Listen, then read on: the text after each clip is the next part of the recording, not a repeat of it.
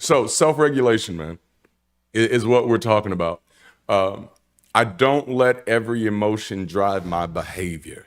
You know, I often tell people, and sometimes people like this one, sometimes they don't. It is what it is. It's something I live by right now. It's just a little personal principle: is that emotions are for the experience, data is for the decisions. And I use that to remind myself that to not let my emotions ever get in the driver's seat.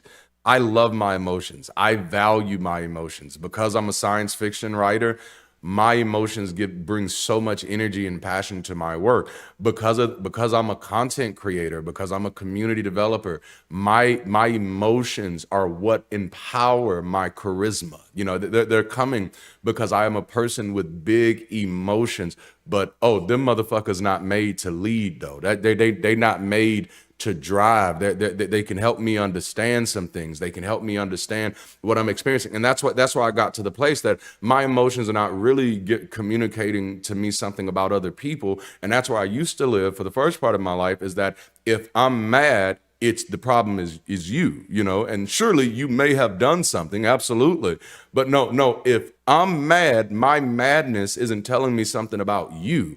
If I'm angry, my anger isn't communicating to me something about you. My anger is communicating to me something about me. Why is it that stuff like this makes me mad? That's where I like to go to. And for me, it's a utility thing. Y'all know me, I'm kind of an extreme pragmatist. I need to know which version of the conversation I can get something more out of. And honestly, knowing what my emotions are telling me about me is a lot more useful than assuming what my emotions could be telling me about somebody else. But when I know, damn, Darante, things like this really upset you, because when I can walk down that trail, that it gives me a better sense of clarity and authenticity about my values. Oh, this is good. I hope this is good, man. So the point is not letting, at least for me, is not letting the emotions drive my behavior. Feeling the emotions. I don't shit. Like I told you, I love my emotions. I'm not going to let anybody shame me for having an emotional moment, whether that emotional moment is sorrow, whether that emotional moment is hurt, whether that emotional moment is anger. I'm not going to let anybody ever shame me for having the emotions, as long as I was able to keep those emotions in check from actual causing harm to anybody else. No, I'm going to live through my emotions. I'm going to breathe through them. I'm going to value them, and I'm going to process them motherfuckers. And then use my intuition, or not my intuition, but use my intelligence, use my reasoning, use my critical thinking to determine what to do from there. And it's so many times, like many times, and this is a very interesting phenomenon, and I'll probably write about this one. There's this thing where we feel that it is warranted that we turn off that we do less critical thinking with the people that we care about. And that's just mind blowing to me. We want the people that we care about to pretend with us. We want the people that we care about to not have us to be clear, and that should tell us, I'm like, damn, maybe the way that I'm approaching care might be a little afflicted. You got thinking about those things. All right, I'm not going to take that rabbit trail. We're going to keep going. All right. Responding instead of reacting, knowing when to pause, breathe, and choose your next move. All right. And then another one, a good one, is empathy without absorption. So I can understand your pain without drowning in it. And that sometimes it feels that people are so afraid to be empathetic. And obviously we can look at our political state and see that it's a real issue. But I like to remind people that anything you're seeing happen, on a political level, is oftentimes a reflection of things that are happening on an individual level, macro, micro. And so, at least like a microcosm. And so what you could see is that a lot of times people are afraid to empathize with people that they disagree with. And in this case, we're talking about people you love, because it's like somehow if I empathize, I'm now harmed. That if I understand your pain, I've hurt myself somehow. Like I'm robbing myself of something by understanding your pain. Or that if I show any empathy to your side, that means I have to agree with you. And I'm like, we can be deeper thinkers than that. I can 100% empathize with your pain and still disagree. That's okay. As a human being, that's something I'm capable of. I don't know if you came with that feature or not, but I definitely came with that feature. I have that feature. You can check your manual and see if they can upgrade your ass, but that's a feature that you can have, that I can be empathetic. I could understand how you think something is harming you, even if I don't think that harm exists, because I know that I don't get to be the thermometer of other people's harm. Like, that's a slippery slope. No matter how convinced I am that, no, that didn't hurt you. No matter how convinced I am, I don't have a way to measure what actually hurts somebody. And so for me to pretend that science has gotten us there and to rob another person of their moment, to rob another person of an opportunity to feel heard, that's just like, oh, no. Especially because, again, we're centering this series on people that you care about, you know? So you learn how to, I can empathize with your pain. Man, so you thought me not calling you for those few weeks was me telling you I didn't love you. No, I'm sorry, I got busy, And so now, while I may feel like, oh, you need to grow the fuck up. I may feel that. But just because I feel that doesn't mean I can't say, ooh, I can see how that hurt you. I can see why that matters. And if this is somebody that I'm in relationship with who values me, then why can't I value them that way? And see, I can value them, understand their pain, and then let them know, hey, I'm not going to call you every week. So whatever you need to do to be okay with that. Because anything other than you being okay with that is now you not respecting me the way that I'm respecting you in this moment right here. You see, it takes work, and a lot of times what we're looking for is some just 5-step program. That's why I stressed the hell out of it when we started dropping the principles. But some 5-step program. If I just do this in every conversation, then the conversation is going to go right. And what I'm trying to say is like, no, it doesn't work like that. Anytime you're looking for a 5-step way to deal with people, here's a news alert, okay? When you're looking for a 5-step program to deal with people, a 5-step process to deal with people, you are absolutely dehumanizing other people. And as a humanist, I'm just like, don't do that. Don't do that shit. No, but it's even worse than that. Like, if you are dehumanizing other people, let me tell you what you're robbing yourself of. If you remember that you're the blind man touching the elephant, and your best way of actually understanding what you're dealing with is communicating with the other blind folk touching the elephant who are touching different sides of it, then what you begin to realize, dang, this is getting good. What you begin to realize then is what you're also robbing yourself of is opportunities to learn from other people. You're not valuing those other people because you're assuming that you already know what they need based off your 5-step process. So according to Dr. Littman's book, I just do this, and I just do this, and I just do this. What if Dr. Littman ain't never met your wife? What if Dr. Littman has never had a conversation with your dad? What if Dr. Littman has never met your brother and don't know that mofo is crazier than bats and shits and giggles just for the hell of it? Well, they don't know that. They don't know that, right? Right? So, and this is something we do because many times we get so excited about some new thing we hear and we go try to use it on people.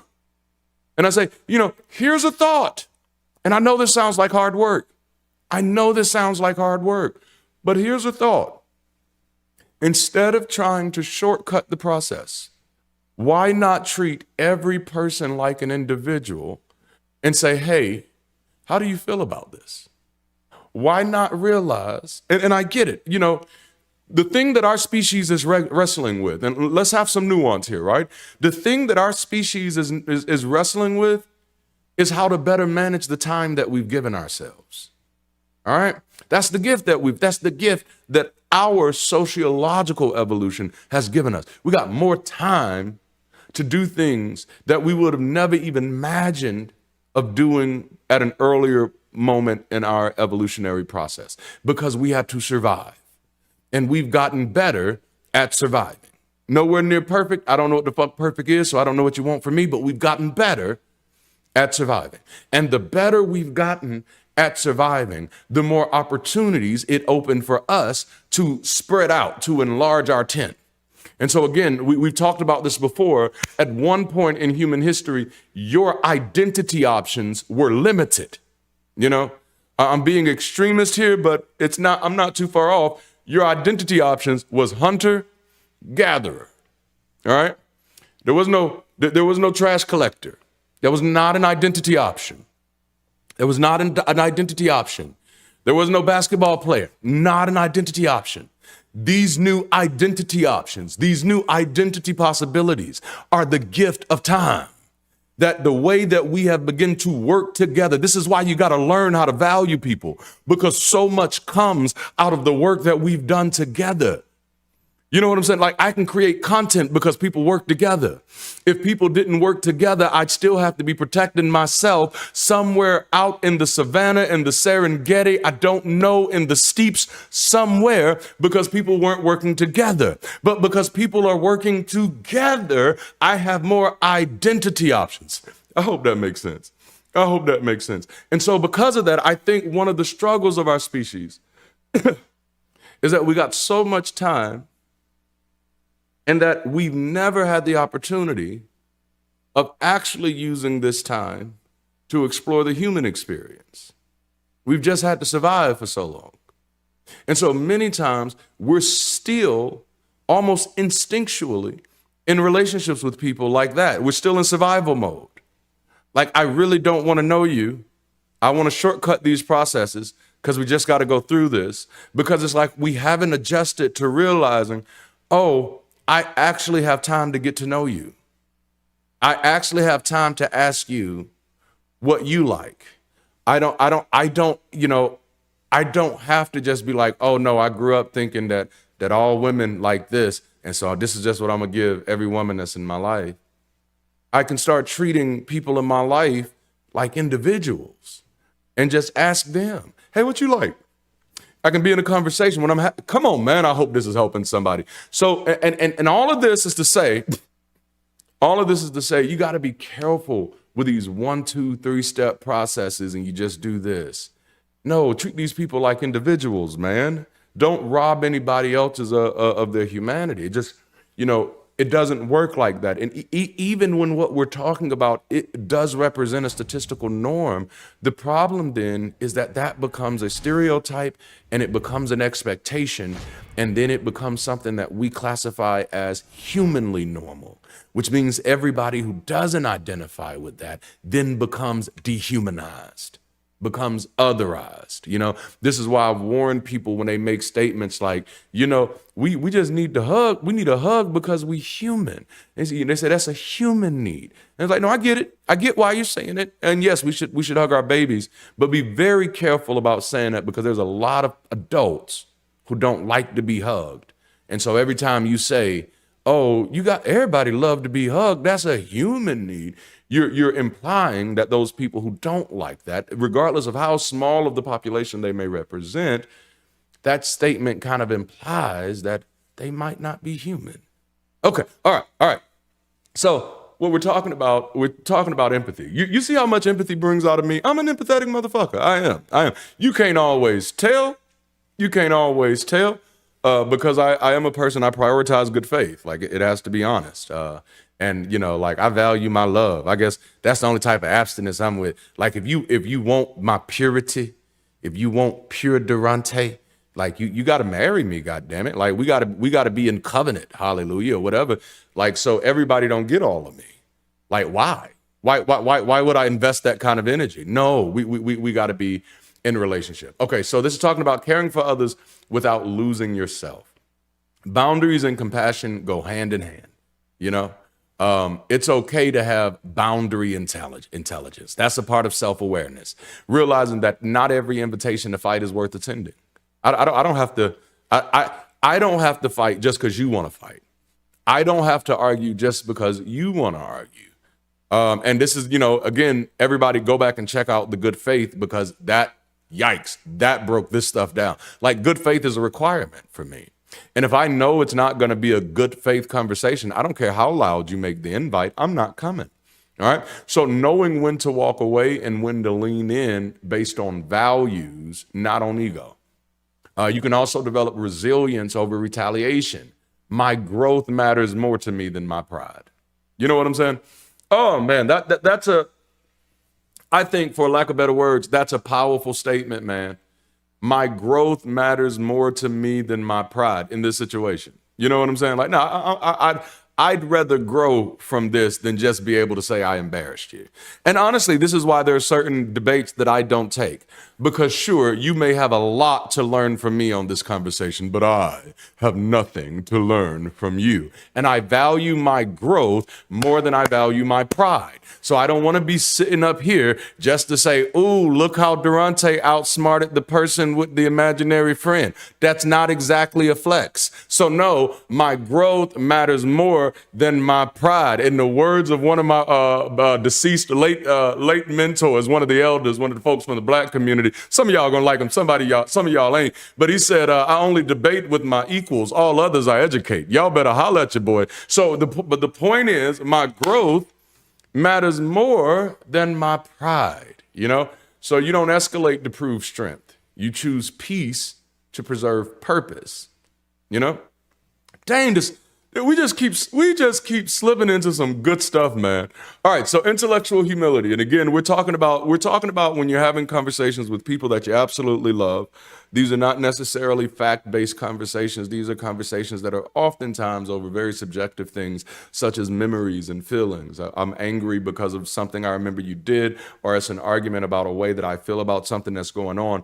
And so we just got finished talking about emotional maturity. Now we're flowing over into intellectual humility. All right. So intellectual humility is the willingness to admit that you might be wrong. That's the hard part, right? That's the hard part. That's the hard part. It's the willingness, the openness to admit that you might be wrong, and the openness to grow when you are wrong. Now, because I've gotten comfortable with being wrong, I've gotten comfortable with knowing that I'm likely wrong many times, that wrong is probably my default position. And I'm not saying that you'd be like, oh, I'm just always wrong. This ain't a low brag. This is not like a false humble type of thing. I'm just saying that's the only reason I can be as right as many times as I am, because I've gotten comfortable with being wrong. It's the only thing that keeps me double checking. It's, you know, like right now I have a chalkboard that my wife put up on my wall over here, and I have numbers that I update on it because I'm a data guy. I do that. So I have numbers that you know, just real quick for me. Anything you're not monitoring, you're likely not managing. So, you know, just that. So I got put my numbers up there, and then I go between my desk and my chalkboard putting up numbers. And I'm so confident. I am so confident that I could be wrong, that even after I've looked at the number and repeated it, I'm gonna come back after I've written it down just to look at it again to make sure that I have it right, that I have it right up there. You see that?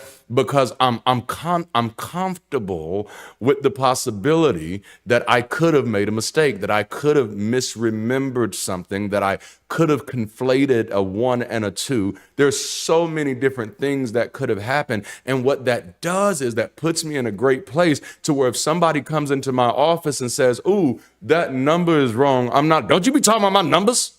My numbers can't be wrong. Nah, why do you think my number's wrong? No, it's not even a concern. The numbers are either going to be wrong or right, and that's really the only thing that matters. I'm not a watch this. Like I'm not a part of the value. I'm not a part of the value equation there. The numbers are. Oh man. So if I got the numbers wrong, we're just going to correct them. And so I actually try to live my life like that now. Like I tell the kids, like, hey, the abandonment of correction, or the rejection of correction, is the abandonment of improvement, you know? And so I definitely live like an improvement-centric life. I'm trying to get better. I want to see how much better I can get. And it's not better as compared to anybody else. I am living this one human experience. And after deconversion, I realized that there was more capacity to my existence than I ever could have imagined. And I had been sleeping on myself for so long. So the decision I made was not just that I'm letting go. I told y'all, man, I'm also getting up. I realized that I was in the slow lane for so damn long for no damn reason that now I said, baby, I am in the fast lane. Look, all gas, no brakes. And it ain't about anybody else. This is about me figuring out what there is to me. I am trying to figure out what's in here. How much can I do? How much of me is here? What is me? That's why I'm out here doing this. I'm selfish as a motherfucker. This is all about me. Y'all didn't know that? That's why my name up there like that. No, this is me living my existence. And one of the things, this is why I'm committed to empowering people and individuals, people and communities, because one of the things that I would absolutely love to see are people who just get excited about their life. Like, I don't need a God to be excited about a life to live. The fact that I am in this life, oh my goodness, it has me excited. And after I've looked over the memories, the records, or the histories of all of the things that humans have done, have been able to do, I'm like, why am I sleeping on this? What else am I capable of doing? So I've become improvement centric. Improvement centric, man. I'm always trying to get better. Running on empty, don't feel sorry. I'm just getting started up, and I tell you I've done it on empty. I'm on the edge of something incredible, and I feel I'm running on empty, but don't feel sorry. I'm just getting started up, and I tell you I've done it on empty. And I tell you I've done it on empty. And I tell you I'm running on empty.